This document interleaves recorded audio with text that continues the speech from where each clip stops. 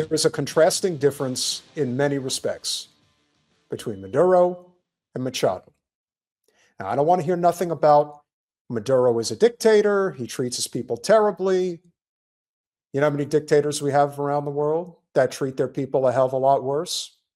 How about we don't even leave the continent?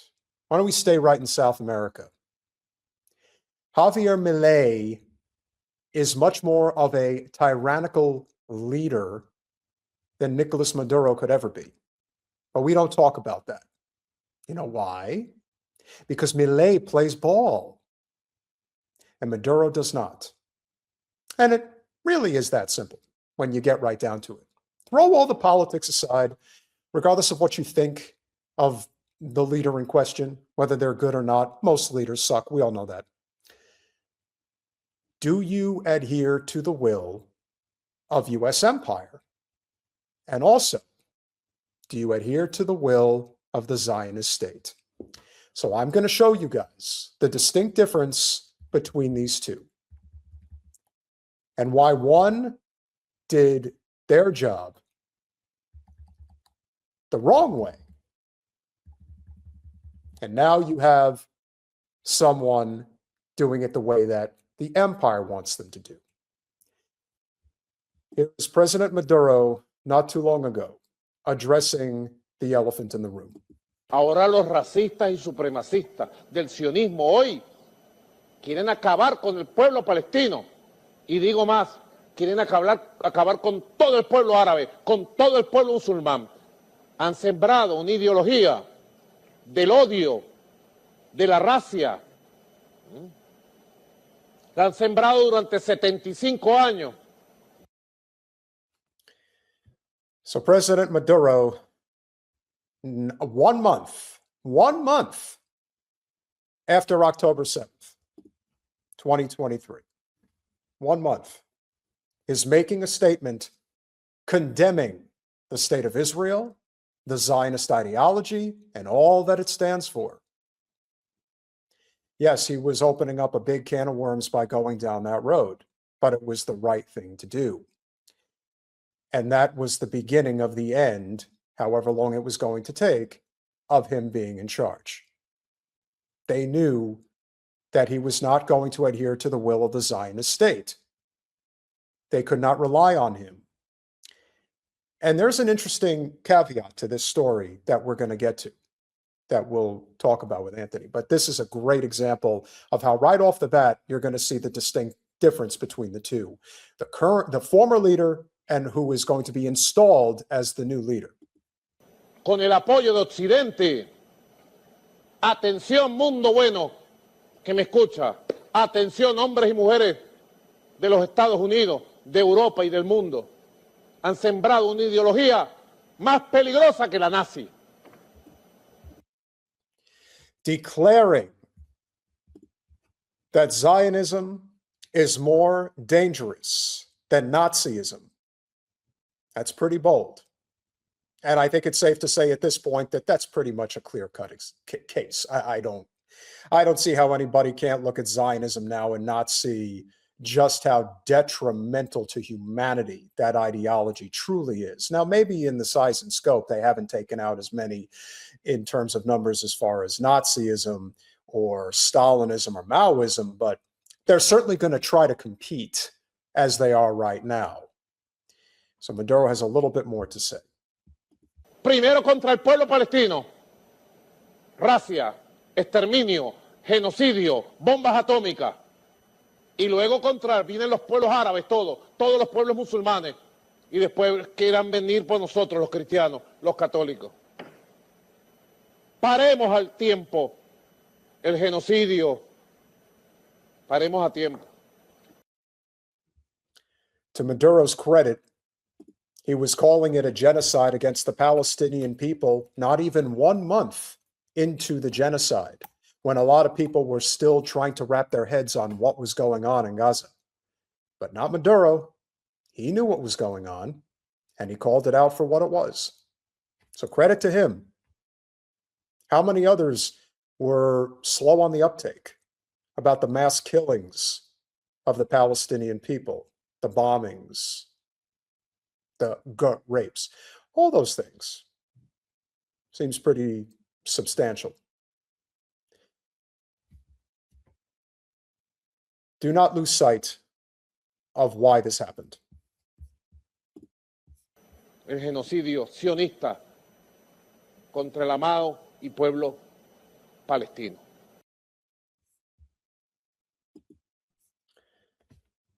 Now that's the former president now of the of the Venezuelan people, speaking in support of the Palestinian people. Now he did, and this is the thing that I want people to also to recognize, because there's so many more layers to this that we're going to get to. But in addition to the commentary from the installed, or what is assumed to be the installed new president of the country of Venezuela, Vice President Rodriguez is not allowing this to go unnoticed of what Maduro said over 2 years ago. Here's what this was her official statement earlier today. Están sencillamente impactados de que sea la República Bolivariana de Venezuela víctima y objeto de un ataque de esta naturaleza que tiene sin duda alguna tinte sionista. Es realmente vergonzoso. Lo dijo nuestro padre libertador en la Carta de Jamaica. El velo se ha rasgado, ya hemos visto la luz y se nos quiere volver a las tinieblas. Se han roto las cadenas, ya hemos sido libres y nuestros enemigos pretenden de nuevo esclavizarnos.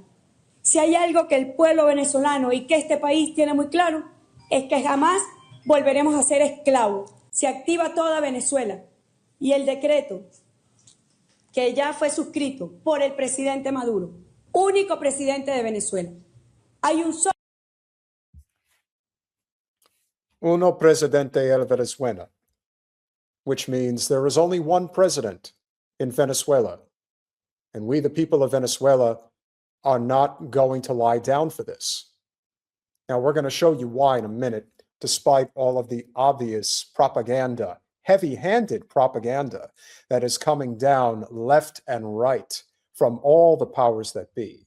They are going absolutely bananas at the prospect of trying to take over this country without a fight. They think that this is going to happen, that they're just going to roll over. The Venezuelan people are just going to roll over and die or give in to the demands of the empire, the Judeo-Christian empire. Am I right? He has a little bit more to say before we finish up. solo presidente en este país que se llama Nicolás Maduro Moro. So,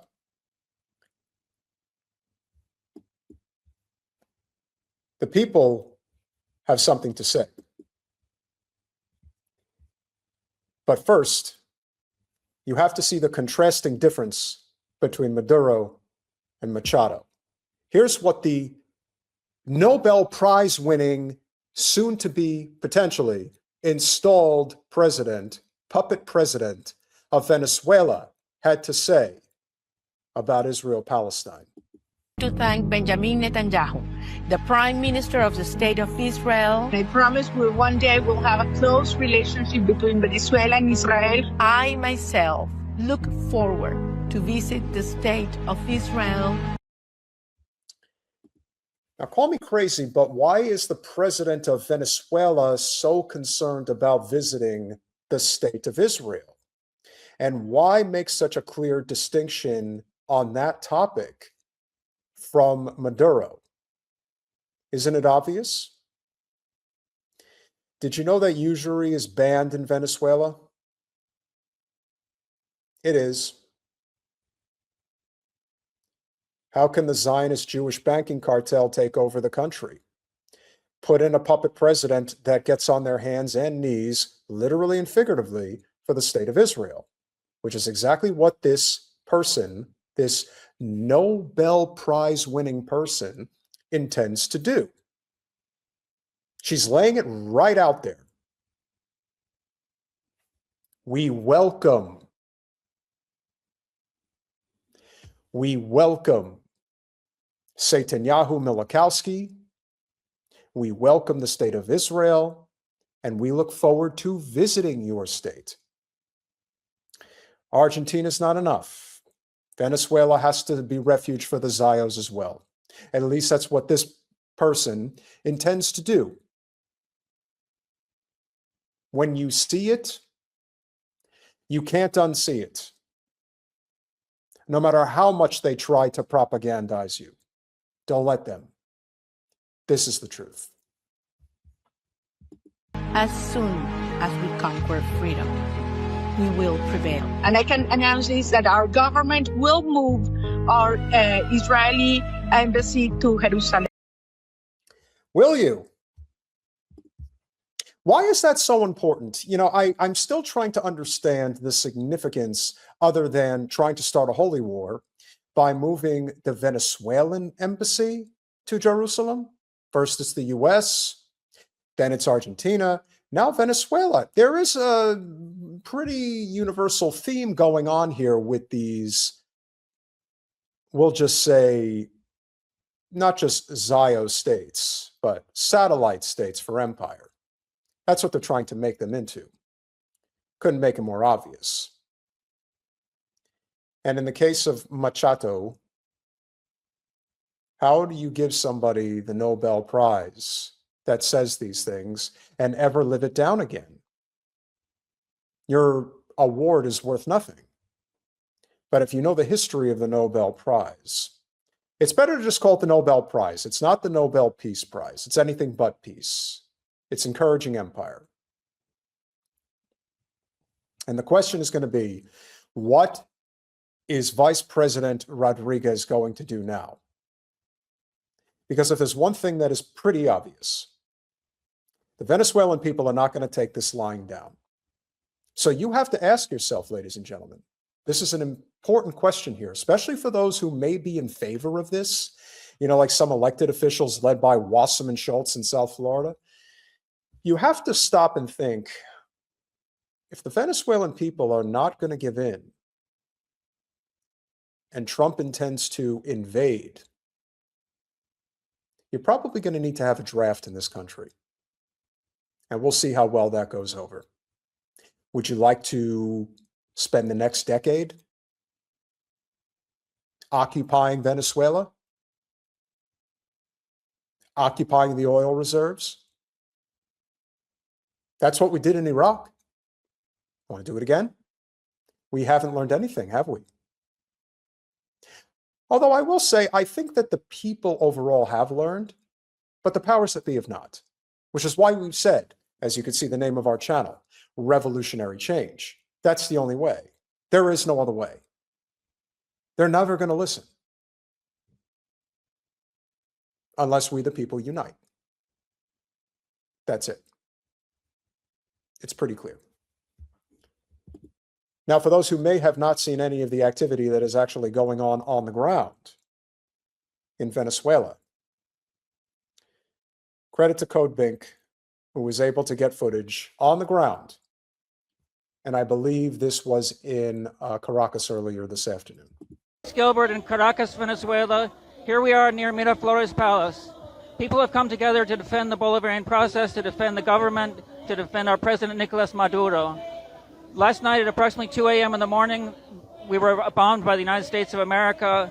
The greater Caracas area was struck at a number of locations. People were killed, buildings were destroyed, infrastructure was destroyed, and they unfortunately terribly seized President Nicolas Maduro and his wife. They kidnapped them and took them to the United States. Here we are rejecting this horrible violation of sovereignty, not just sovereignty of Venezuela, not just against the Bolivarian Revolution, but against all nations and peoples of the region and in the world who desire to be free, that desire to maintain their sovereignty and pursue human emancipation.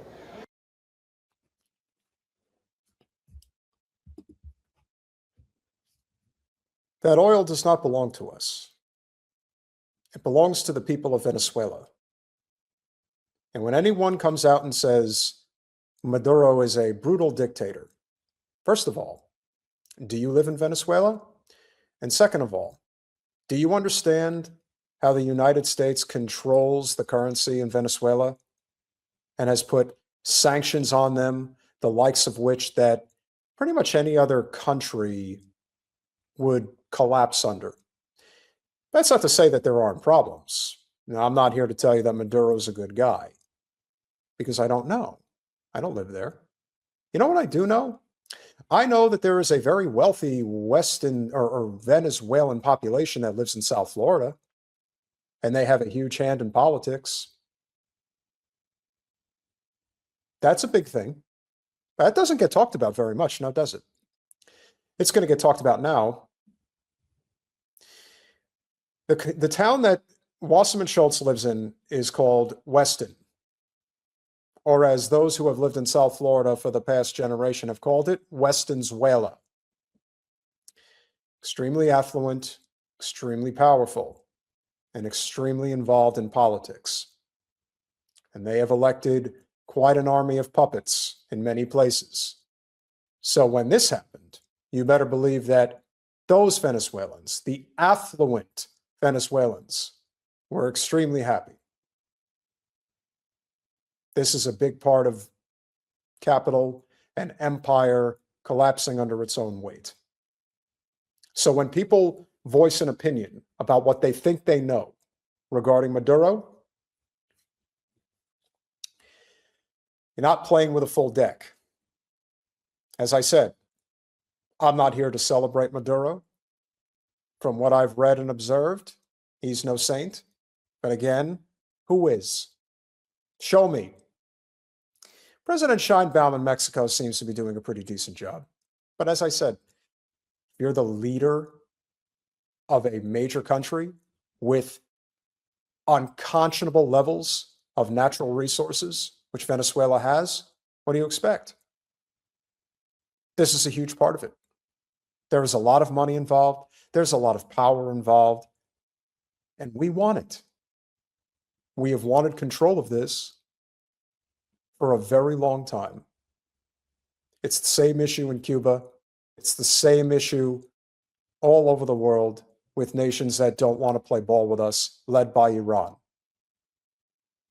If you're not part of the global banking initiative, the petrodollar, the Rothschild banking cartel, if you will, which Venezuela is not, then you get this. That's the plan. The plan is to seize control of all assets within the nation, take them over, and create a usury system for the benefit of those who will now get rich and powerful, more so than they already are. This is not going to benefit the people of the United States. This is not going to benefit the people of Venezuela. This is going to benefit the oligarchs who run the world. That's it. We've seen this movie one too many times, and it is not going to end. And you know what's interesting that I also discovered? It turns out that, like Sheinbaum, and I didn't know this, Maduro apparently is also Jewish, and he is vehemently against the state of Israel. So there's another example of somebody that they cannot have having a large platform because he completely gives the game away. You cannot have anyone of a profound level of importance. And guys, we're at 1,000 live viewers already. Smash that like button if you haven't already. The importance of understanding why this is so significant. You cannot have people of prominence that are Jewish speaking out against Israel. It goes against everything in terms of their narrative that they have cultivated for quite some time. So why would they stop now? There isn't any reason to believe that they would. And so when you see the streets of Caracas and the people, I don't see celebration going on. In fact, I've been watching all day, and the only celebration that I've really seen is from a few dozen people sprinkled in the areas you would expect to see that in. South Florida, New York. And that's about it. Are there celebrations going on in parts of Venezuela? Perhaps. But as I said, who in the F do we think we are? The Monroe Doctrine. And of course, it's always easy when it seems like just the country's going to roll over and there isn't any real fight. You can go kind of like the Zionists, you know? The IDF likes to go after women and children who are unarmed. But if they went after men who were armed, well, then it would be a completely different story. And the same is true for when you have the abuelos and the abuelas arming themselves with assault rifles and AK-47s and pointing them at American soldiers from places they can't see because they think they're going to come in and take over their country. We'll see how well that goes over. A little bit more here to add. Here, we are in control of the situation. The government is in control of the situation. There will be no transition to another government. We are calling to peoples in the world to reject this. We want the president back. We reject this violation of our sovereignty, our dignity, and our right to pursue our own path forward. Down with U.S. imperialism. Yeah, down with U.S. imperialism. You know why? Because it's going to be the end of our country as we know it if we don't stop. And I heard someone suggest today, why is it that China is allowing this to happen? Why was China meeting with Maduro just hours before the U.S. went in and took him? Now, it's obvious what China's doing. China's fortifying its positions economically to make sure that if there's a windfall, that they're able to catch it. China, in particular, is going to give us enough rope to hang ourselves. They're not going to engage militarily because that's what we would want. We want to be seen, they want us to be seen as the bullies of the world that we are, the imperialists of the world that we are, so that more nations will be inclined to move away from the US dollar as the global currency, to move away from the petrodollar, to trade amongst their own and forget us. What good are we? And all we continue to show is how right they are for forming BRICS and expanding it further. Everyone has an opinion that is in favor of what's going on right now. Let's see how much you like it when the ship really starts to sink. This is a situation that I can't even get agitated about to shout about it. I'm just very matter of fact about it. I want people to understand how dangerous this is, how bad this is, and how much worse it's going to get. And for anyone who thought that they were electing a president who was going to be a peace president, Donald Trump becomes the first person in U.S. history to bomb 7 countries in a single year. So congratulations, you outdid Obama. Congratulations, you did it. I totally was going to beat Obama and I beat him at bombing other countries. Isn't that really great? Really great. No, it's really terrible. So I sympathize. I do. I sympathize with the American people who are against this. I sympathize with the Venezuelan people who are going through this. And I sympathize with anyone who has to cross the Zio state.